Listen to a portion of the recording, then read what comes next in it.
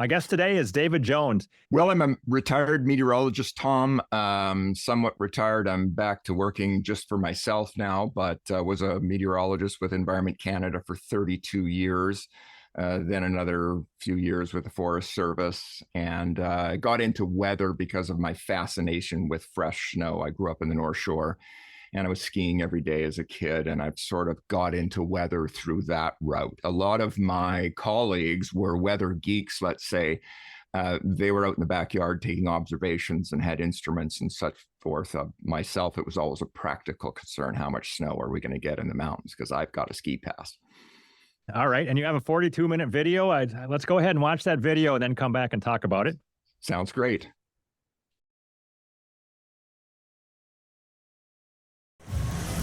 The question why expertise has failed requires us to consider the possibility that it didn't fail organically. We're seeing the failure of all of our public truth-seeking apparatuses. We're seeing it in journalism, we're seeing it in universities, increasingly we're seeing it in the courts. And you don't need to imagine that people got together in a conference room and decided to destroy truth-seeking. What you need to imagine is that there are a lot of people in some sector who have an interest in being ahead of their competitors and therefore just have an instinctive revulsion at the idea that truth is going to be sought in a university, it's going to be published in journals that everybody can read, and we're all going to then make hay out of it.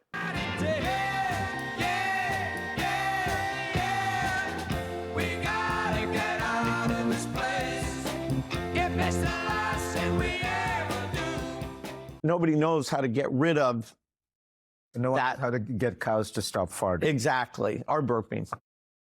And if it was a 50% reduction, then you could ignore, okay, leave the cows alone. But because we're trying to avoid the temperature continuing to go up, you do need to go to zero. Otherwise, you're continuing to have temperature increase. Caroline Metz, Managing Director of Climate Resilience and Health, Intact Center on Climate Adaptation at the University of Waterloo. You have 2 master's degrees and a Bachelor of Science in Civil Engineering. So when you talk about climate and cool, you are the person, Caroline.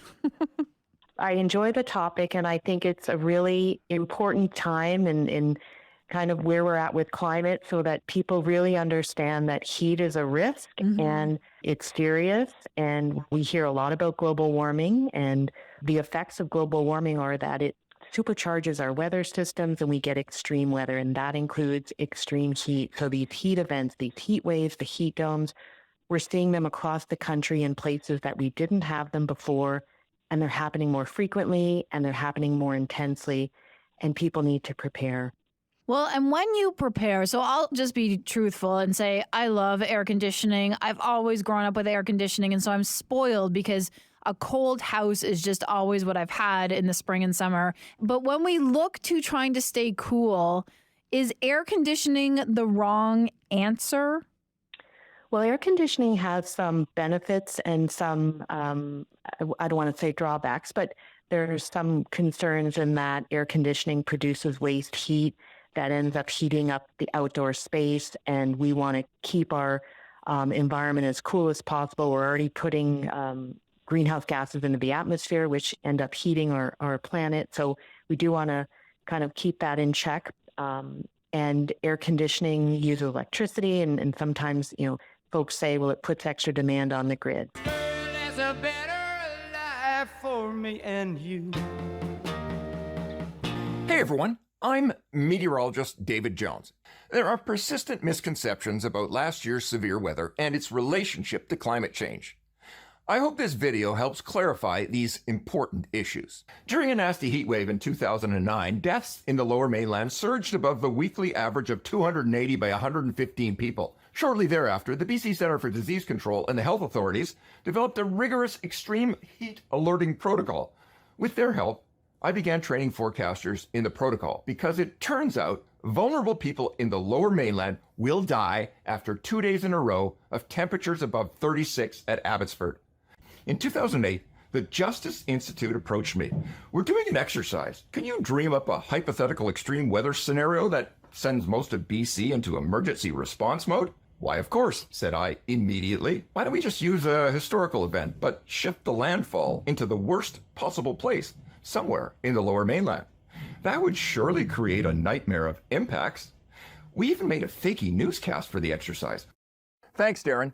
Many of you may remember the tropical punch storm of mid-January 2005. That's when an incredibly wet tropical weather system crashed through southern BC, shutting down transportation routes, knocking out the power, and isolating many communities. In 2013, a workshop on atmospheric rivers was held in Victoria. I attended. In 2014, a report on the workshop was published. From part 4 of this report, titled Enhancing Our Response, identifying vulnerabilities and emergency management needs in advance could reduce risks to communities. Climate change had nothing to do with the atmospheric river, nor did it cause the heat wave. There are 3 bins into which extreme weather nonsense can safely be placed. Think of them as trash baskets. The first is the argument from experience bin. This can is for every argument resembling the following. We've never seen this before. Typical proponents? Journalists, news anchors, also dewy-eyed junior forecasters, and meteorologists that are not actually meteorologists but play one on TV. The second bin is for arguments from authority. These are the pompous pronouncements from experts in anything but operational meteorology on the West Coast. Here, you can also toss any arguments from scientists who are more activist than scientists. Science activism is accelerating to scale and should not be acceptable anywhere the church is separated from the state. The third is the argument from small sample size bin. Here, you can safely deposit all arguments that use dubious statistical methods to overcome that which cannot be overcome. Small sample size. I only know these truths because it was my job to be directly in the middle of all of it. And for everyone else, whenever you hear a claim about West Coast weather and a causal relationship to climate change, if it's not coming from a proper meteorologist with decades of experience here, ask yourself, into which of the 3 bins should that claim be placed? Now, my girl, you're so young and pretty.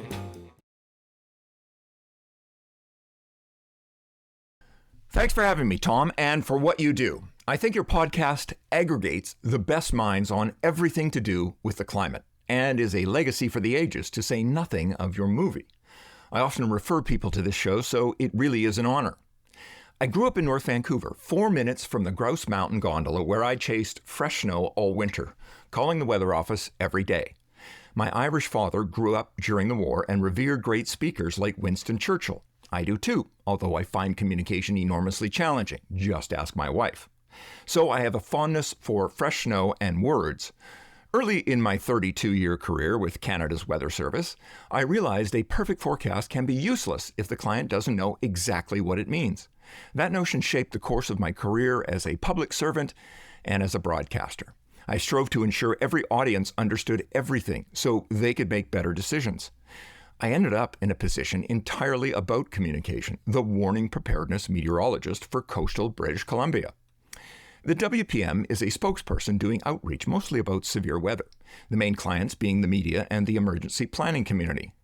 I also focused on the marine and avalanche communities, and I thought I was succeeding wildly with everyone until the 2010 Southern Straits sailing disaster, when I learned just how challenging communication really is.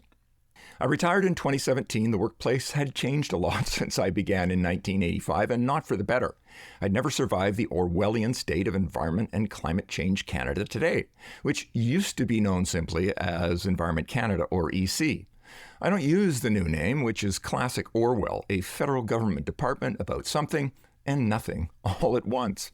I'm not the only retiree hoping that brand name gumbo reverts to EC with the next government. In 2018, 18 months after retiring, I became a contract fire weather forecaster for the BC Wildfire Service. I was fascinated by fire weather, but had no experience. I quickly learned why fire weather is the most important sub-discipline of weather in BC. Upon retiring from fire weather in 2021, I turned full-time to my youthful passion, chasing powder. this time at Whistler. Only now I am the weather office, sharing my powder insights with everyone. If someone told me back in 2017 everything you did helping people understand weather will be quickly and enthusiastically undone by your former colleagues and your clients, well, I might have believed them if they'd also told me the world would be on the brink of hysteria unmatched in human history. I'll outline 2 international weather stories, then back up and dig into the truth from an insider's perspective. After all, my branding slogan is speaking truth to powder. In the days before the June 2021 heat wave, Canadian weather models forecast temperatures beyond the pale of previous extremes, way beyond. The forecast temperatures were 4 to 5 degrees higher than a previous deadly heat wave in 2009 and would last longer than any heat wave on record here. Anyone familiar with the research supporting the first evidence-based weather alerting threshold in Weather Service history could scarcely believe the implication. Conservatively, at least 115 people were going to die unless everyone acted together immediately. But the upper limit of death, one could only speculate. I could find nothing warning or spelling out what experienced meteorologists knew was about to happen. Then on November 15th, 2021, during a classic West Coast monsoon storm cycle with disastrous flooding and massive infrastructure damage from the first storm, newly branded as an atmospheric river, and merely months removed from the deadliest Canadian heat wave we know of, also rebranded as a heat dome, the Weather Service proceeded to unwittingly spread terror throughout southwestern British Columbia. Here's some definitions and presumptions to get started. MT, a Canadian meteorologist. Journalist, a professional storyteller. Threat-sensitive populations, women and children. Pretendologist, a brazen academic or status seeker with no operational weather forecasting training or experience, posing as a weather expert. Climate, the statistics of weather, the SOW. Climate is the sow. Think adult female swine. The best way to understand the difference between weather and the sow is to understand one exists and the other doesn't. The best way to understand sow scientists is that they're experts in something that doesn't exist. The word for sow is too vague for science. It fosters a fundamental misconception that the sow is a thing and that cause and effect are reversed. The sow does not exist, except as other abstractions, numbers, in a spreadsheet. It's an abstraction made of other abstractions. Viewed this way, the sow is clearly and obviously a consequence of the weather derived from the weather, not the cause of it. Sow hysteria is driven by experts in something that doesn't exist and by professional storytellers misconceptualizing. If your goal is to understand weather and sow, use the phrase, not the word, and ask the proper expert, a meteorologist. In the future, sow science will disappear because any discipline with the word science in the name always ends up having nothing to do with science. And all of us are really tired of science being used as an authority for leveraging the latest fad. As far as I can tell, I'm the only meteorologist in Canada speaking publicly and contrarily about changes in the sow. There are plenty of other Canadian MTs with heterodox views. Some are friends. Nonetheless, north of 49 degrees, there's social media, TV, print, and radio silence. In the U.S., there's a surplus of heterodox MTs speaking publicly. I see them on Twitter every day. I see 21-year-old undergraduate Chris Martz speaking loudly, clearly, and brilliantly, and taking it on the chin for doing so. That's courage. Is there a difference between Canadian and American MTs and the students determined to join them? I think so, and it looks like something to do with personality traits, specifically passivity and passion. To be fair, I'm very comfortable communicating in any medium. In Canada, I can think of 2 other operational MTs with similar experience in the media. And it's not like the Canadian professional storytellers are going around surveying all of us. No one ever forgets that when there are questions to be asked about cars, it's best to consult a mechanic. Professional storytellers in Canada have forgotten the obvious about the sow. I think the environment where Canadian MTs develop is important. Most learn operational weather forecasting working for the Federal Weather Service. It's a workplace where accountability has diminished to nearly zero. And being accountable means speaking up. It's the only place an apprentice MT can acquire the broad experience required to become a competent all-around forecaster. In this profession, that means working various desks serving distinct clients' needs. The desks are typically the public, marine, aviation, summer severe weather, and back in the day, forestry and consultation desks. When I apprenticed, the chief meteorologist read every forecast. If your grammar, spelling, or content was not near perfect, there was a fireside chat with the chief in your near future. Everyone knew who wrote every forecast, the great ones and the clunkers, because we tagged them with our initials. A healthy, broad experience in weather includes engaging the customers, which creates accountability. That was accomplished by answering the phone and through regular radio broadcasts and TV interviews. Becoming a public face in the weather game is highly underrated by most MTs. It fosters even more accountability. Those of us who've had FaceTime know how critical it is to understand and respond to the customer. Once they recognize you, they want to talk, and from the talking, you learn a lot. Staff were once specifically trained to do all of this, but almost all such accountability fostering tasks have disappeared. The Weather Service was an imperfect but competent, accountable, science-based, trusted organization. It served Canadians, and despite the sarcasm that always accompanies weather prediction, they knew it. But government interference has incrementally increased corruption. The new mission: disseminate the ideology of the minister and protect the minister at all costs. It's now primarily a political organization with a side of service, propagandizing at every opportunity, integrity desperately wanting. The last spike in the corpse of credibility and accountability delivered by Prime Minister Justin Trudeau himself, appointing activist Stephen Guilbeault Minister of Environment and Sow Change Canada. Canadian weather is now in the hands of a man who believes carbon dioxide is a pollutant, a 21st century Lysenko, only less qualified. A man who scaled the CN Tower in Toronto and hung a banner labeling Canada and George Bush sow killers, guilty of murdering an abstraction. And the timing fit, October 26, 2021, just as systemic rot manifest as death on the West Coast. The heat wave and pineapple as outcomes of sow change is a convenient smokescreen for the failures of Canada's Weather Service. Thinking like a scientist is a simple concept that's very hard to embody. It's harder than you'd believe and more difficult than scientists accept. For example, there is no evidence human-added CO2 is harmful or changing the weather. That should be enough for any scientist or anyone who thinks like one. It's not. Obviously, the issue is not about evidence. Severe weather alerting is the holy grail of meteorology. It's the primary reason for the existence of national weather services. There is no more important task than warning the public about incoming tornadoes, lightning, hurricanes, blizzards, heat waves, or extreme rainfalls. It's the reason, and may soon be the only reason, MTs have jobs. It's why deaths from weather have declined precipitously since 1900. Current global death rates from weather disasters are lower than at any time in recorded history. Motivating people to take action to protect themselves or their property is a complex task. It's as much about psychology and communication as it is about weather expertise.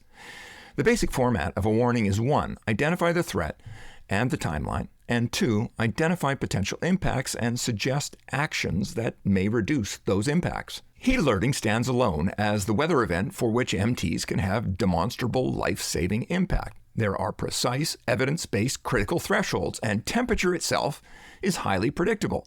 How much rain causes death? How much snow or wind guarantees death? No one can tell, but above a certain threshold, heat kills. When deadly heat threatens, part 2 of the warning becomes A, emphatically explain that people will die.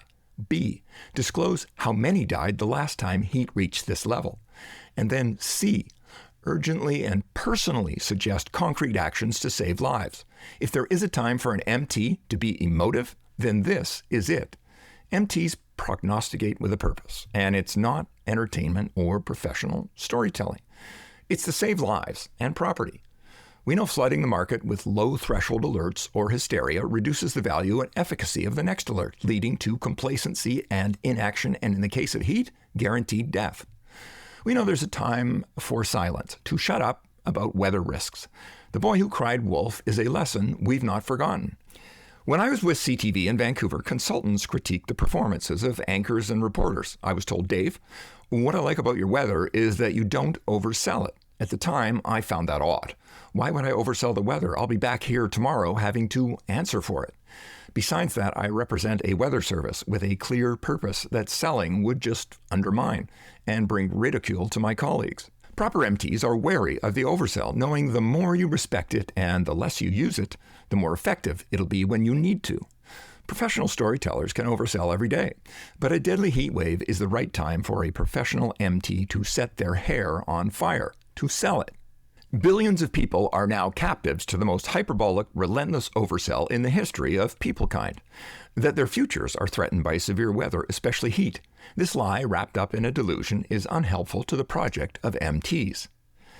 A former colleague, a SOW scientist, International Panel on SOW Change author, now writes a blog whose front page proudly proclaims, "You know those 99% of scientists you keep hearing about? Well, I'm one of those."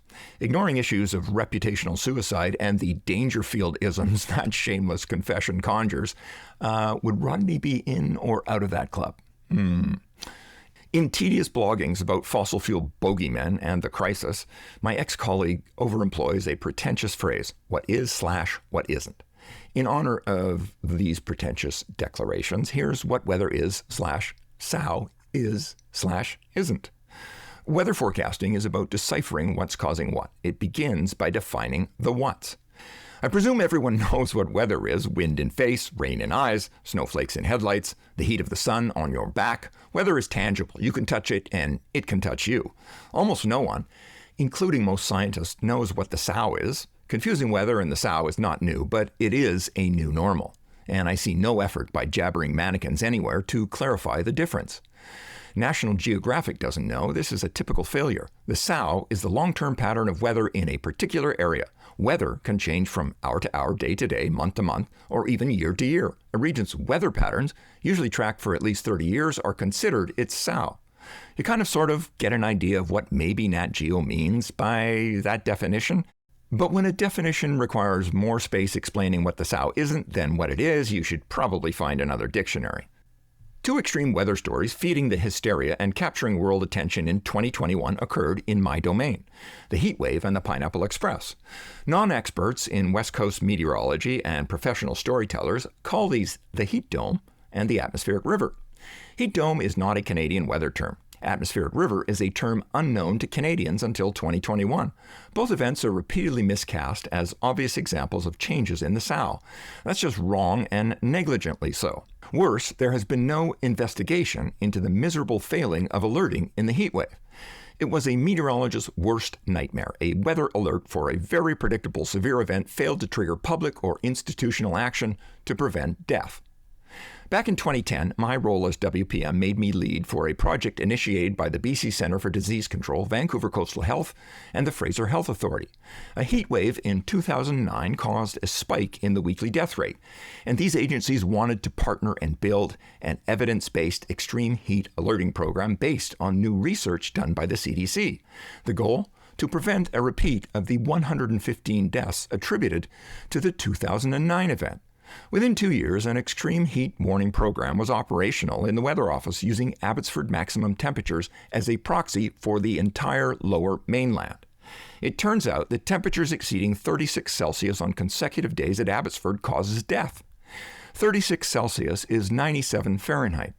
We called it the Abbotsford Rule. There were two levels. One, if forecast temperatures exceeded 32 Celsius, 90 Fahrenheit, on consecutive days at Abbotsford, a special weather statement is issued.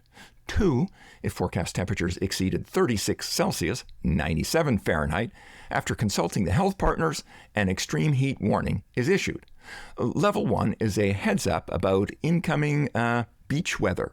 Level 2 guarantees a spike in the weekly death rate unless immediate steps are taken by everyone, especially those responsible for elderly and compromised people.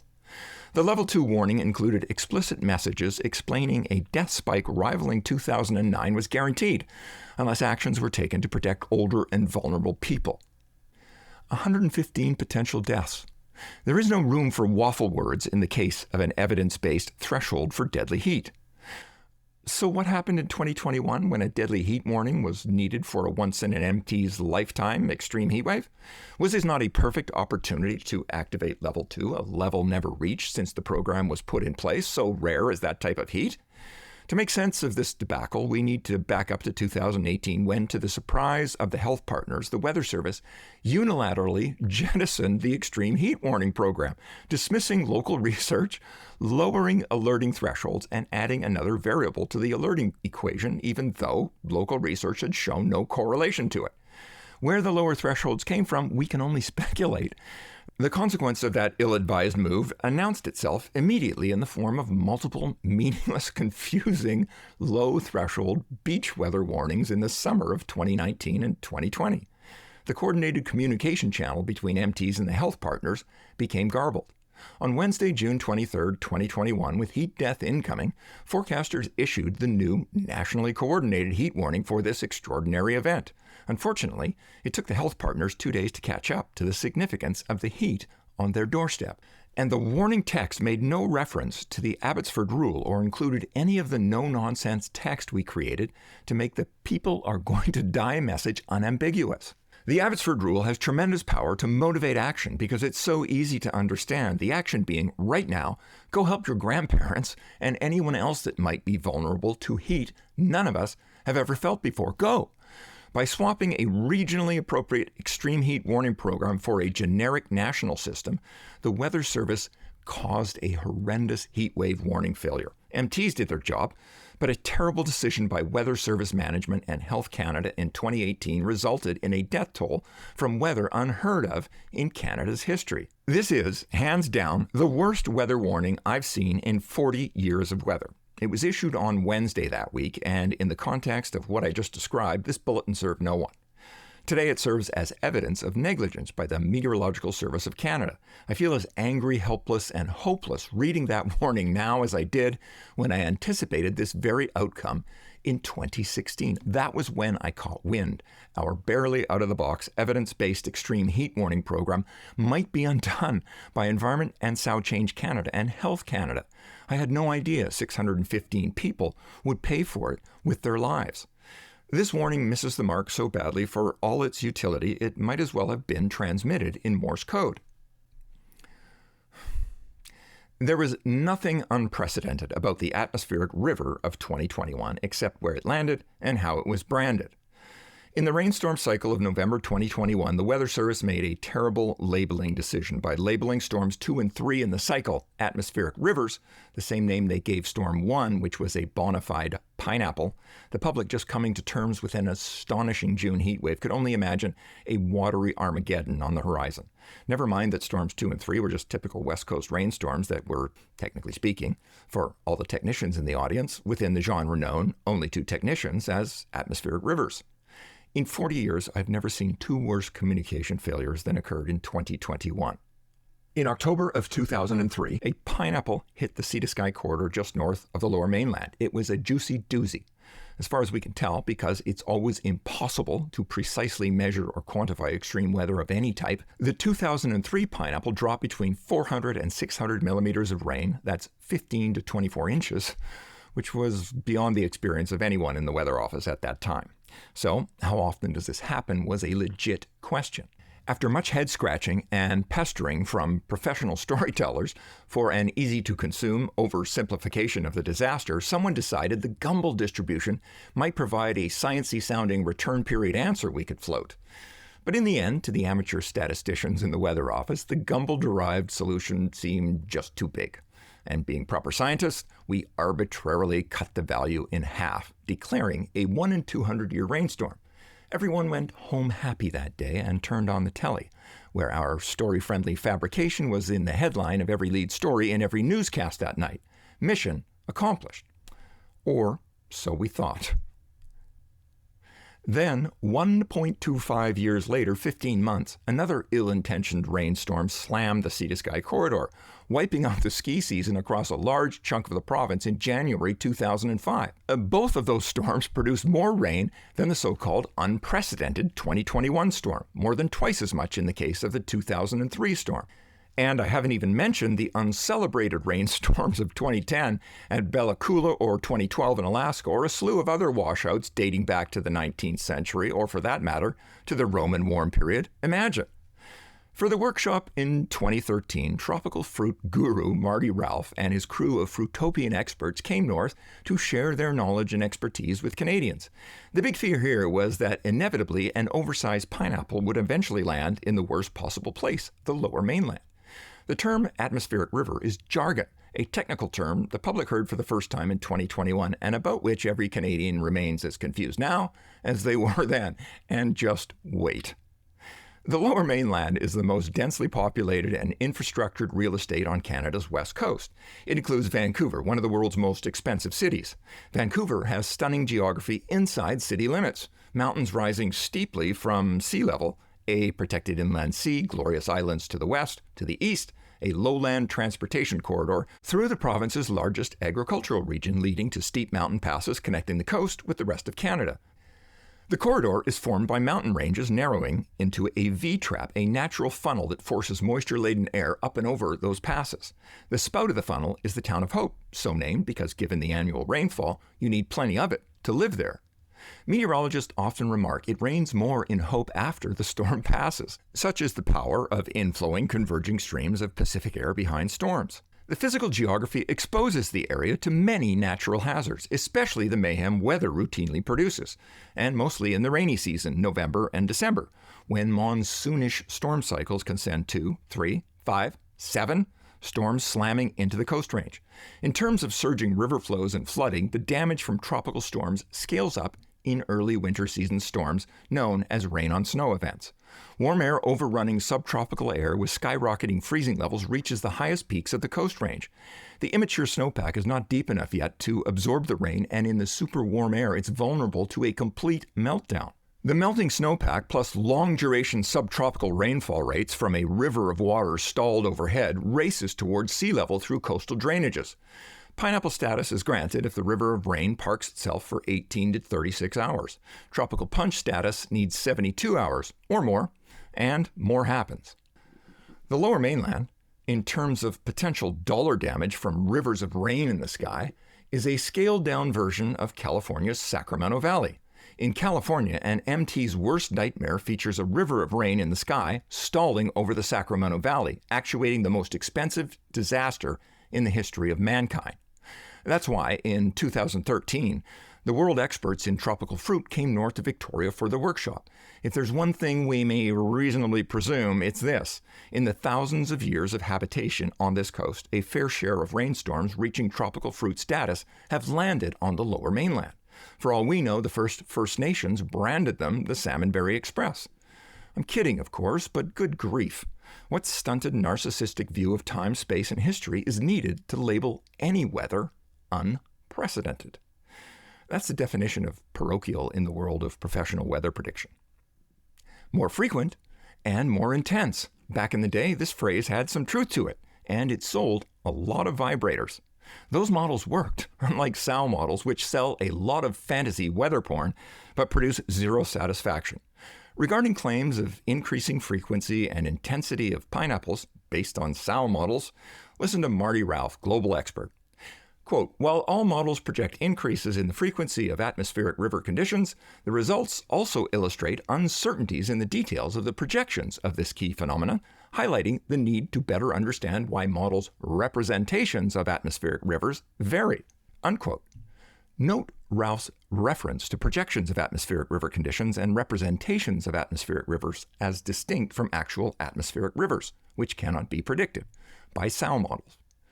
And roughly 95% of the models selling more frequent and more intense pineapples and everything else presume RCP 8.5, only recently rejected by believers despite being binned long ago by contrarians as a pornographic projection of fossil fuel use. And by the way, the guy leading the charge against the oafishness of RCP 8.5 happens to work right here in Vancouver.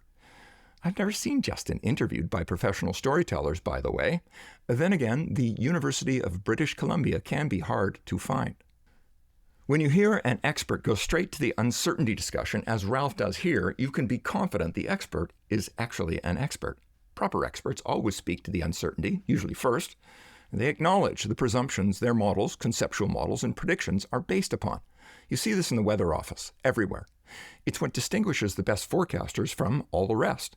In the TV news biz, the best reporters are the best storytellers. Some folks have a God-given talent for turning a story about nothing into 2 minutes of drama.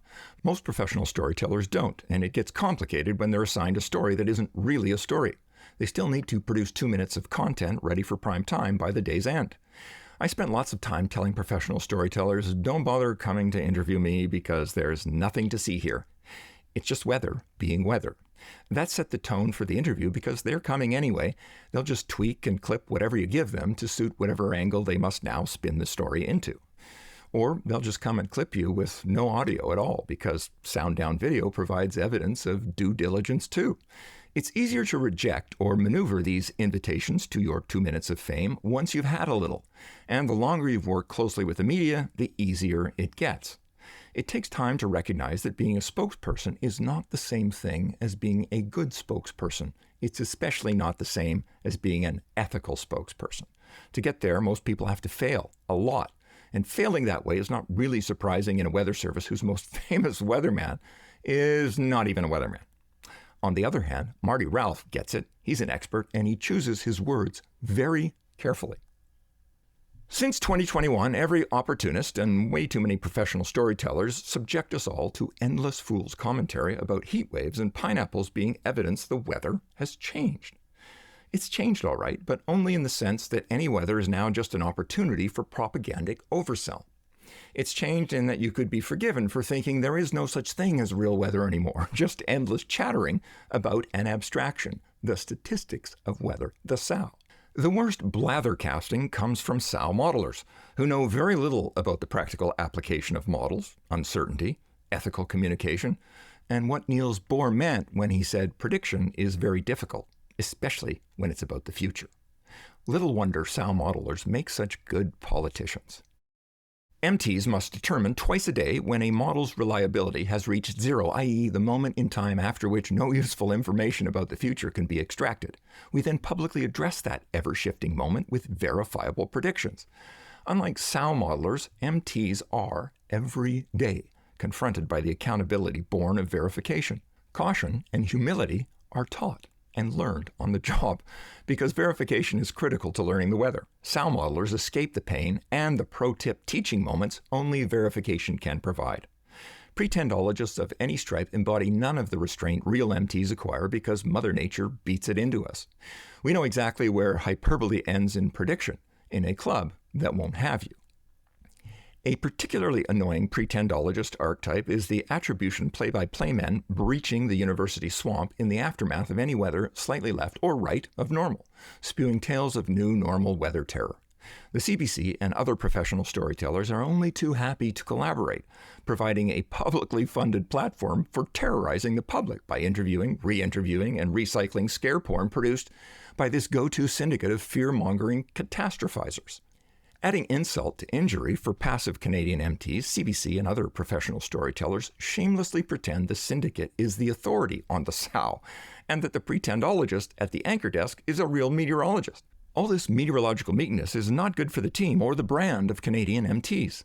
I recently discovered ground zero for Canadian weather nonsense. It's a high-output factory of histrionic weather lies on LinkedIn.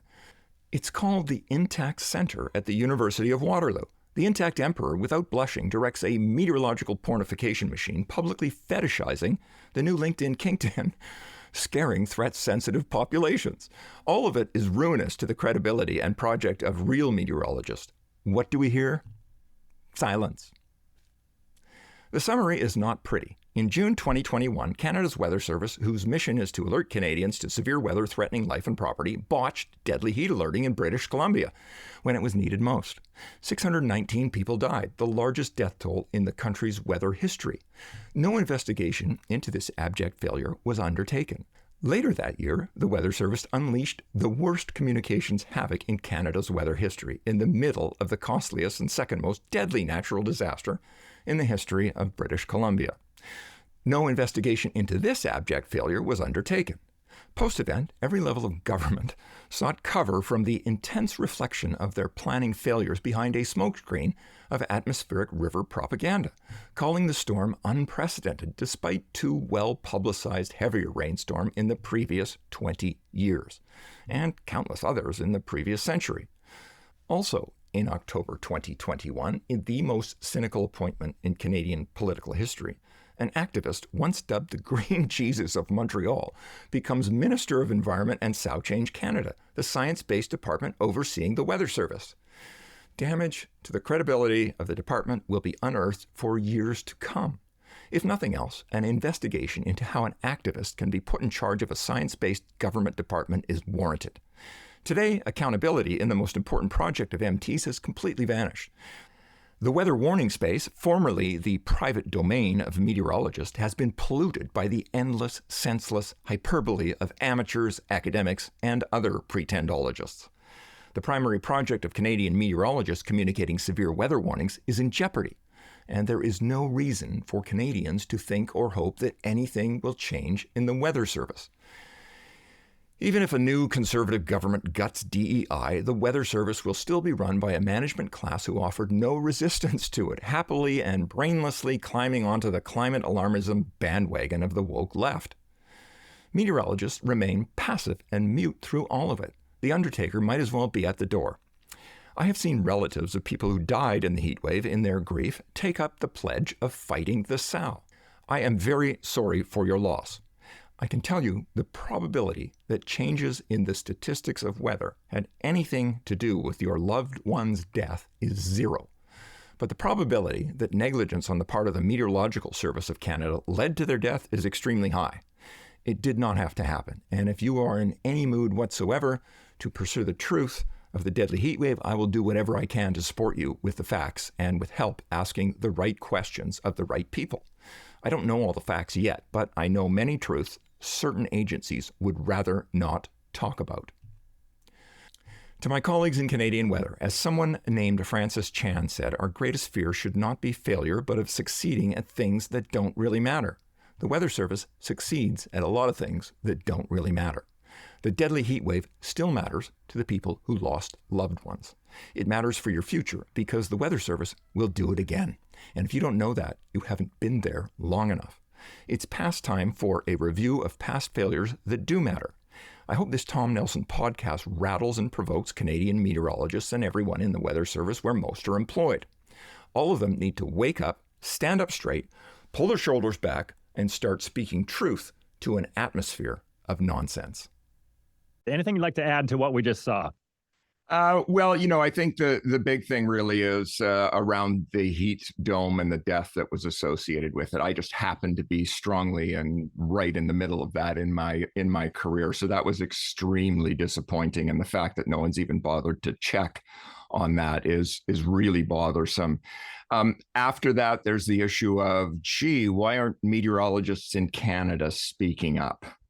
And so what are the answers to that question? I guess a lot like me, we start out on the wrong side of this typically because we work with climate scientist colleagues. And like you, I don't even know what a climate scientist is. I know what a meteorologist is. I know what a physicist is. I know what a chemist is. But I still don't know. And I basically think it doesn't even exist.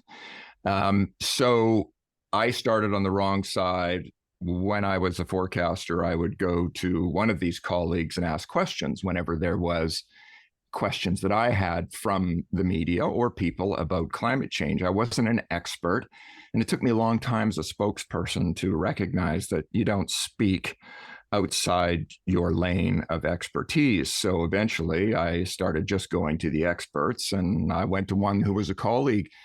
And unfortunately, my colleague disparaged a lot of very high profile, well-spoken contrarians at the time. And I didn't know how to take it, and I just trusted him. And so I went the other way to start, like a lot of people. And eventually, when I was retired, I was skiing one day, Tom, and I happened to ski with an economist with a PhD from Notre Dame University. And he absolutely schooled me on climate change when he found out that I was a meteorologist. He had so many questions that I couldn't answer.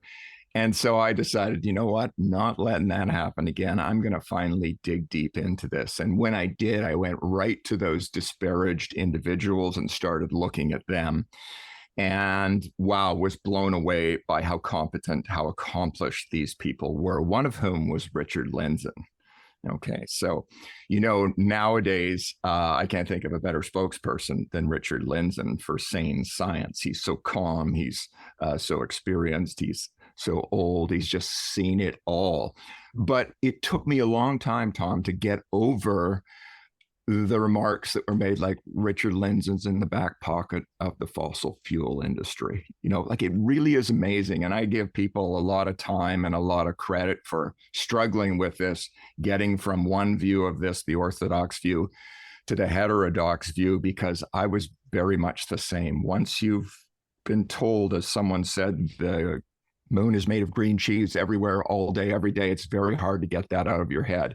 So I know how hard it is, especially when it's your colleagues and your professional colleagues, to turn around and go in the opposite direction. It takes a lot of digging and sustained digging, as I'm sure you know, because I think you started on the other side of this as well. So that's what I think is a challenge for Canadian meteorologists. And no one is speaking either for it or against it, so to speak, in Canada, as far as I can tell, which is really astonishing.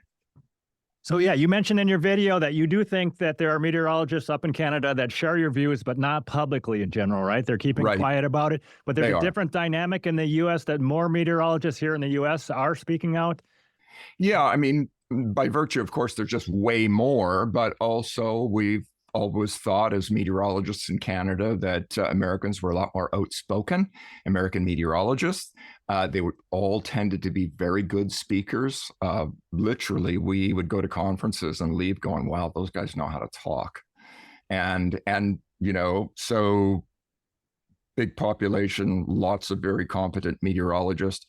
In Canada, we also have the problem that I mentioned, that the Minister of the Weather Department is an activist, and a hardcore activist. So who's going to speak out against that that's currently employed? And those in the private sector, Tom, some of them are worried about their jobs because of cancel culture. And I see it starting to change. I think some are just getting fed up with all the lying, cheating, and stealing, as I call it, about weather. All right. I did want to jump back and talk about that heat dome to make sure that as a layman, I understand how it was incorrectly handled. Was the crying wolf a big part of it, that they were issuing warnings for everything so people didn't believe you or believe it when you said the heat wave, the big one's coming? Was that part of it? That was part of it, because we'd been softened up for 2 years since the criteria for heat alerts changed. So, you hear every summer 3, 4, 5 of these heat warnings, and then nothing happens, so to speak. It's a nice day at the beach. And then when something big comes along, oh, it's just another heat warning. I literally got a call from a friend of mine, and I was on holiday, and said, Jonesy, is this just BS by the media again? And I said, of course it is, Bruce. They're just over the top about everything, blah, blah, blah. And I was on holiday, and after I dropped the phone, I thought, you know what? I better go look at this. So I did. And I couldn't believe it once I dug in, and actually had to go right back to that guy and say, hey, no, this is brutal. People are going to die. And there were only a few of us that knew people were going to die at that time.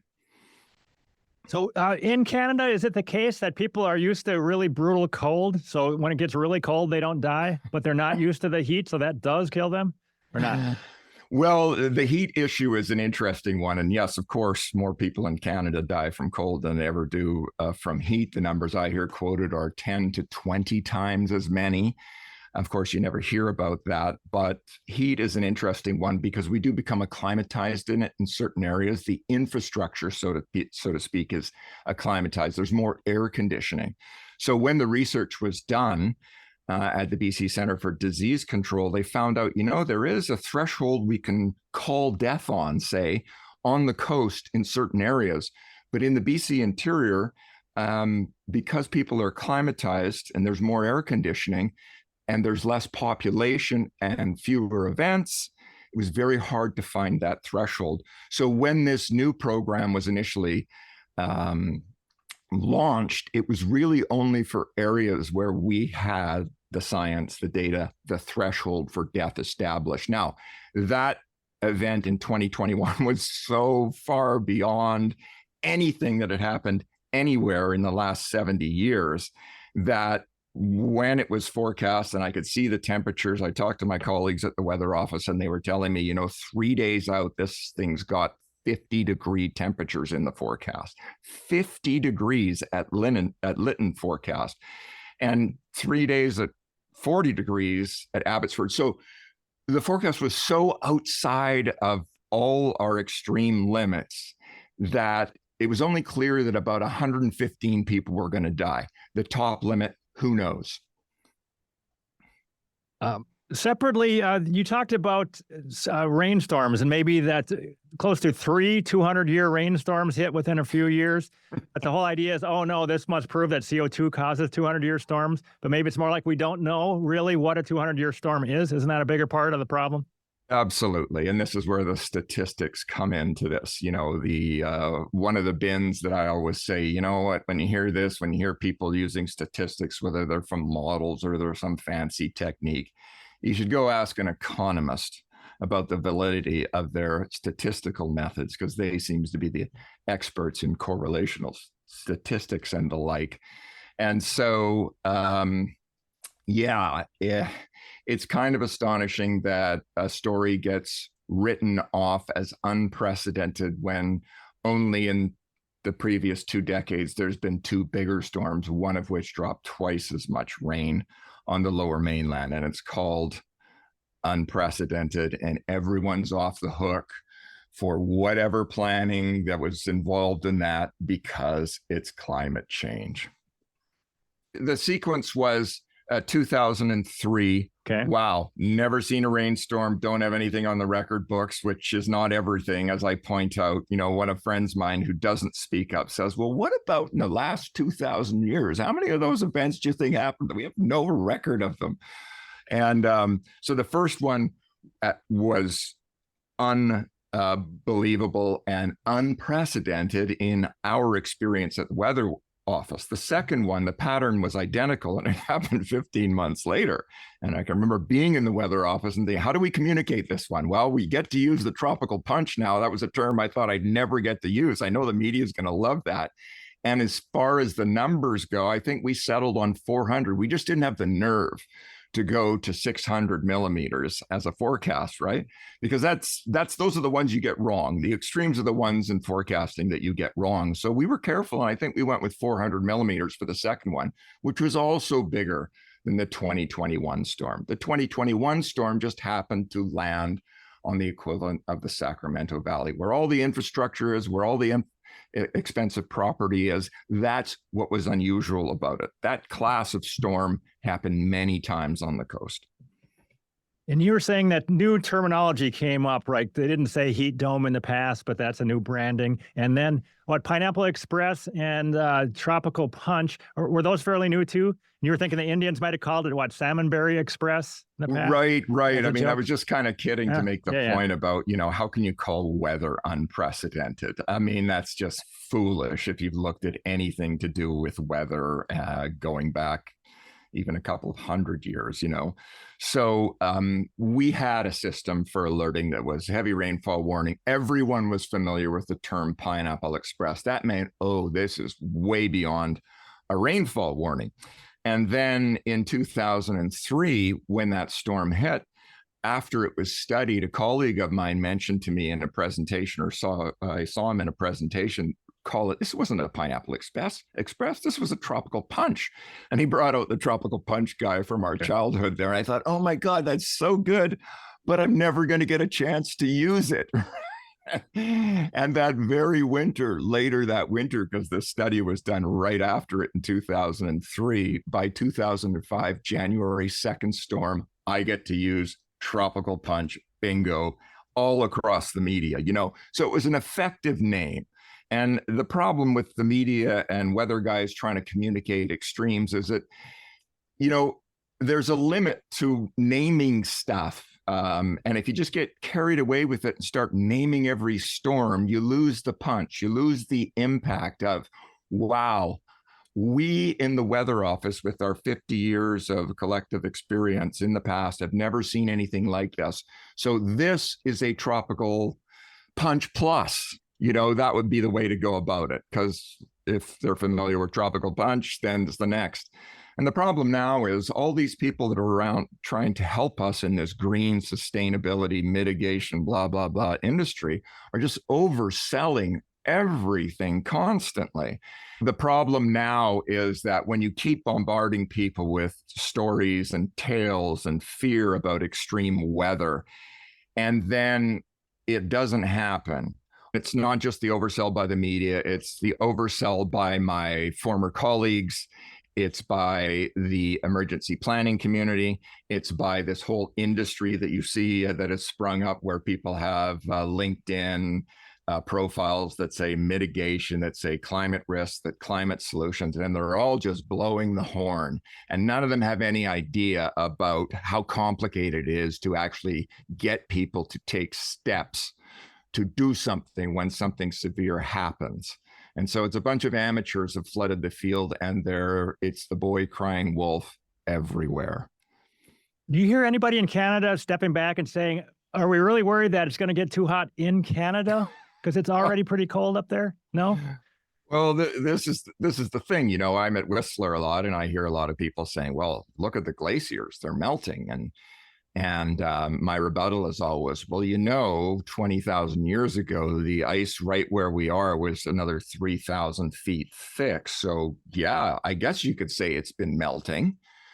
And as if this is, evidence that man is doing something to the glaciers. And so the Whistler Council, for example, has bought into this. They declared a climate emergency like all these other.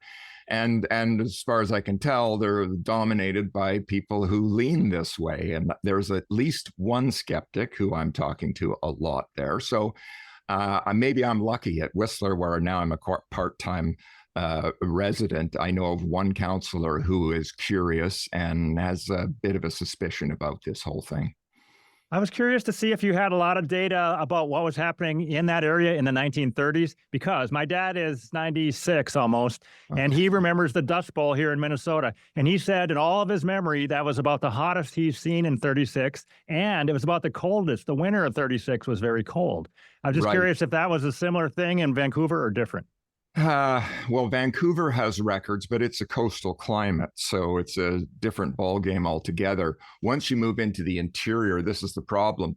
The highly publicized national new hotspot established in 21 was 49.6 degrees at Lytton. Well, Lytton records go to about the 50s. Oh. So in Canada, we don't go back that far, except at very few stations, and nothing in BC really going back to the, consistently reliable going back to the 30s. There's older records for sure, but we don't hear too much about that.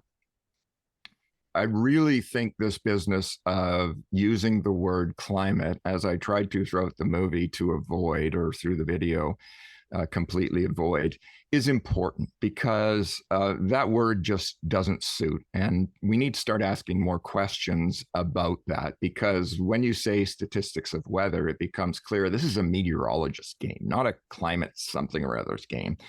And meteorologists may or may not be well informed about this. It takes a lot of digging. So I'm by no means speaking for all meteorologists in Canada, but I doubt there's very many that have dug as far into this as I have. And the deeper you keep digging, it just gets worse and worse and worse on every level. The fabrications, the nonsense, the uncertainties, the measurement errors, the projection errors. It's just, it takes a lot of work to do this. Most people don't have that.